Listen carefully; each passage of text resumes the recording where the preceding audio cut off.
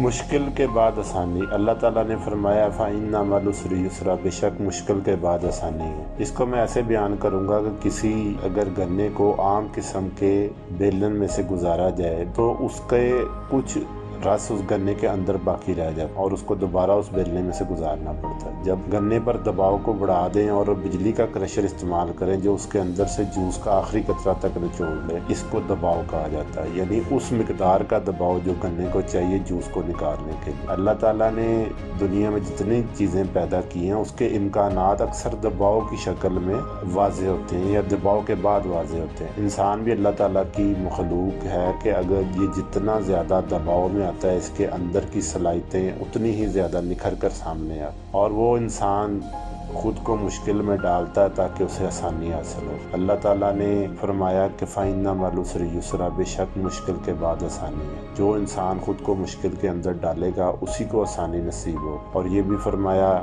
کہ بے شک انسان کے لیے وہی ہے جس کے لیے وہ کوشش کرتا ہے۔ دنیا اگر مشکل میں گزار جائے گا تو آخرت آسان ہو جائے گی، اسی کو بیان کیا گیا ہے۔ اور دنیا میں بھی اگر آسانی چاہتا ہے تو اس کو مشکلات کے دباؤ کے اندر سے گزرنا پڑتا ہے۔ جیسے گنے کو اگر آپ بیلنے میں سے گزارے تو اس کا سارا رس باہر آ جاتا ہے، اور اگر اس پر مطلوبہ دباؤ نہ پڑے تو رس اندر رہ جاتا ہے اور جو کہ اس کے گلنے سڑنے کا باعث بنتا ہے۔